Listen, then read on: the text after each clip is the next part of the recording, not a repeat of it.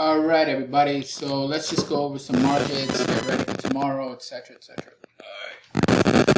So before I go any further, I just want to explain how I'm operating. So the idea is to get high probability trades, as you've heard, but there are multiple ways to do it.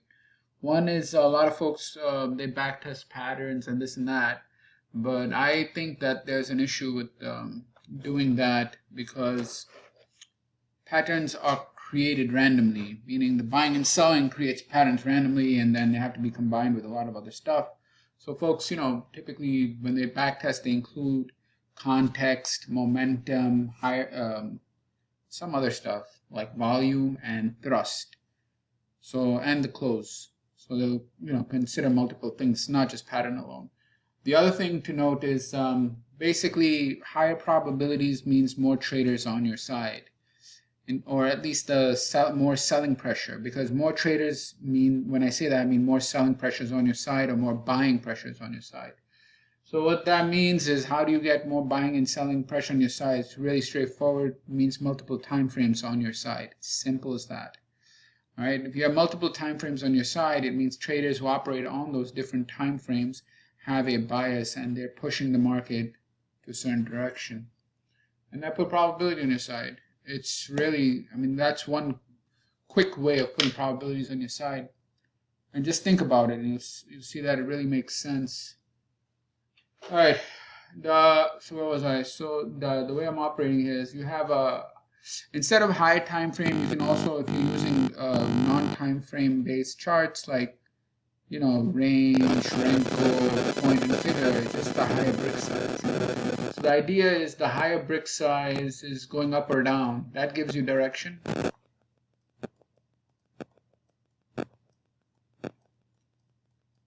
Right? So higher brick size give you direction.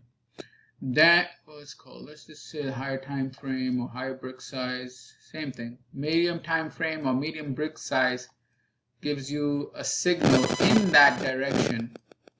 Always signal in that direction. Do not take a counter trend. I can't tell you how many traders still haven't learned the lesson of trend. It's remarkable, because what happens is markets, as you know, go down and up, creating cycles, right? So over here you have accumulation, over here you have markup, here you have distribution, here you have some markdown, right? Here you have markdown, then you have reaccumulation, then you have markup, then you have distribution, then you have markdown, then you have accumulation again, then you have markup, then you have distribution, then you have markdown. This is the real schematic of the market, and the idea here is to be able to read this, because believe me, this is the way they work. Yes, along the way you have like shakeouts and all of that, and upthrust and false moves, but this is how it's moving like this. All right, to some objective, could be some area that was tested, or a high or a low. Typically going to a high or a low to take out the stops. If it's whatever, the point is, this is the way it moves. All right, so you never do a counter trend, because the counter trend actually sets up the pullback. Let me say that again. You have markets that rally and pull back, right? Like this would look, wave chart would be like that. The rally, pull back. So at these areas, you're going to have it always has sell signals, but that sell signal is setting up the pullback to go long. Okay, the sell here on the right after the rally high is setting up the pullback to go long. The mistake traders make is, and I know why this happens, it's basically they're just trading the ES, right? So if you just trade the ES, you're sticking to one market, and all day you're going to be waiting for something, and a lot of times the only thing that is there is a counter trend move. because you're trading one market. So what happens is they get desperate and they trade the counter trend and have at best 50-50. So they remember counter trend right after the rally, it sets up pullbacks, sets up pullback opportunities. Okay, trading the counter trend or like right after the rally is over, what happens is it's problematic, and the reason why it's problematic is because one of two reasons. One, your risk reward strategy, whatever, will never work out. All right, whatever. If it's more than 1-to-1, it's not going to work out. And the second is that typically the rally gets upthrusted, so the stop runs will take you out if you have your stop above the high. That's the problem with counter trends. They right after the rally, if you take it, it might spike up, take out the high one more time, and then pull back. Just like in a downtrend, after the down rally is completed, it might spike down a little bit, wick down, take out the stops, and then retrace back. So the springs and upthrusts against rally highs happen quite frequently prior to a pullback. Anyway, so let's go to this. So that's the idea, is you just use one time frame for direction, the highest time frame of direction, the middle is the signal. Now, what are the signals? Okay, this is there's so I don't even want to get into the signals, but I'll let you all do whatever you want with signals. But the idea is when you see a turning point, that's a signal. Breakouts, etc. I mean, everyone knows, right? Either the signal is when the market starts going back up again, but how do you gauge that? It could be on a breakout, it could be even indicator based. So the idea is there needs to be bullish pressure, and if the direction is up, there needs to be bullish pressure, or the bullish pressure down if the direction is down, and you can see that turn.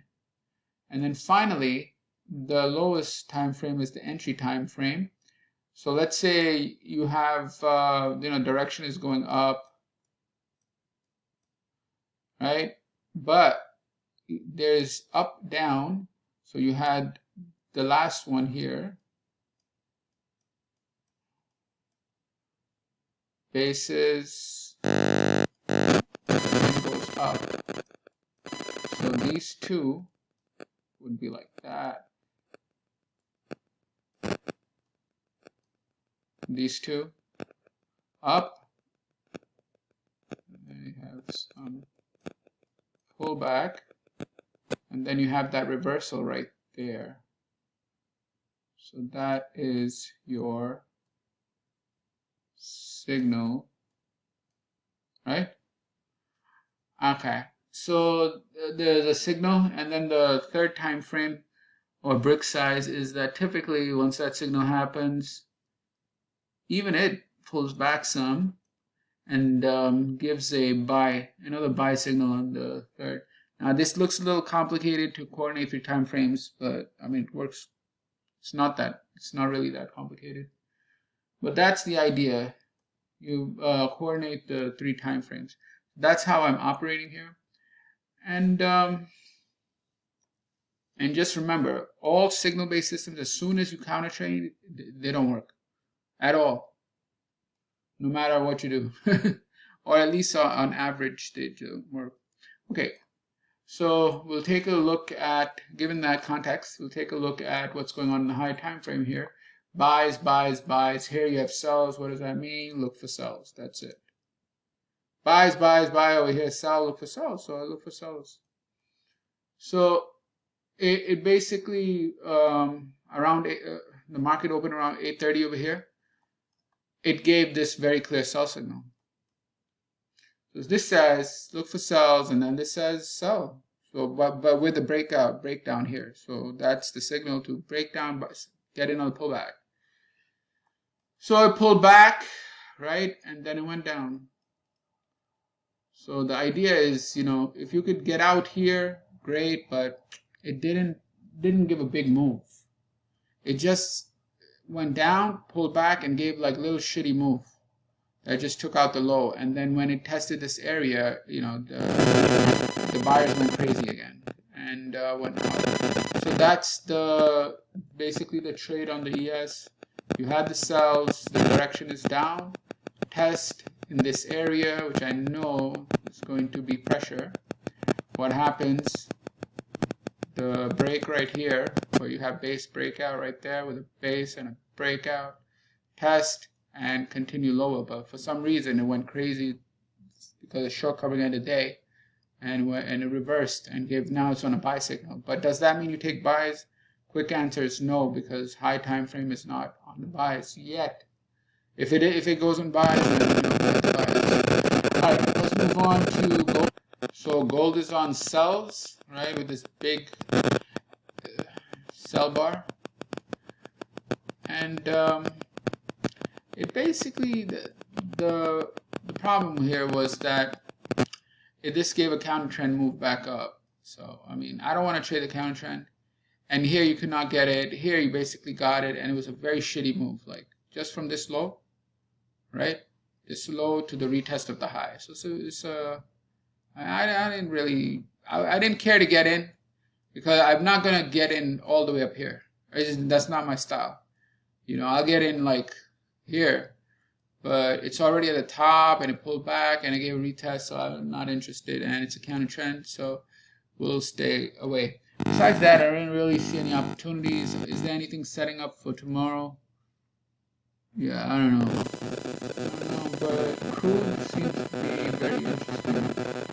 And the ES, with the end of day covering like it was today, I think the buyers are back, because they did not want to see it go any lower. So going to be taking a look at that. Let's take a look at crude. All right, this thing is on. You have buys. You have a nice clean base breakout. So now we look for a pullback and see if there's an entry up. Simple as that. Go buys, breakout, pullback. Where is it going to go? I don't know. But right here, 8160, heavy volume right there. So that volume was used to break out above these highs. Meaning there was some absorption here to break the highs. And you can see by this print, maybe it's towards the end of day, I don't know, but there's a lot of pressure. So we'll see. I mean, I'll see how to do this tomorrow, but that's the idea of it. So hope you learned something. Whatever method you use, there is one other thing I wanted to explain specifically to the Wyckoff community. So I'll just share that. All right, basically Wyckoff's method of day trading, right? I want to quickly go over that. So his method of day trading, he used two types of charts. Okay, he used wave charts. Okay, and the variables that he used were time and price. So for example, this wave goes 20 minutes and 30 ticks. Okay, so he used a wave charts. All right, and then later on he added volume and activity, which is unimportant right now, but that's the idea. So his 5 factors were price, time, volume, activity, and support and resistance. That's it. Okay, so that is one of the type of charts. This is the wave chart. The second type of chart he used was a point and figure, but the point and figure was a point and figure footprint, is what we would call it today. But it's in his days he called it the tape reading chart. Right? So instead of having X, X, X, O, O, it would be like 50 instead of the X, 40, 30, 20, 40. Instead of the X and the O's, he would have volume. And he would be able to judge what's going on based on the volume at price. All right, so this is what he used. So these are the two types of charts. Okay, now I want to explain something, especially to the Wyckoff community. Wave charts as well as candle charts or bar charts, where you have candles, high, low, close. Right?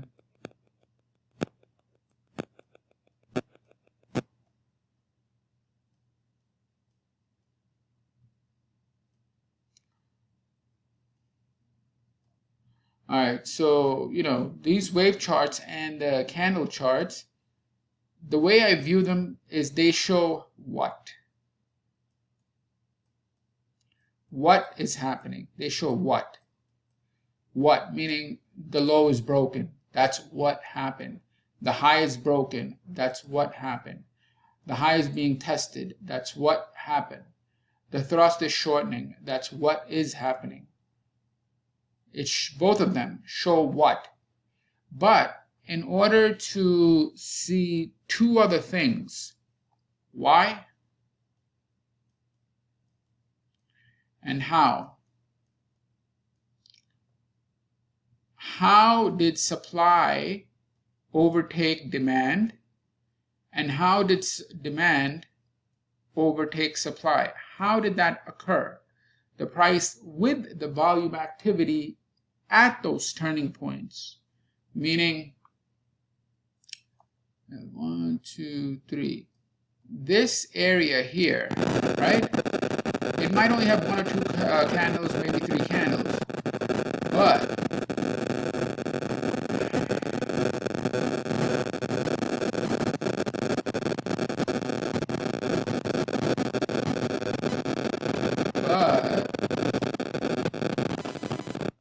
in a tape reading chart,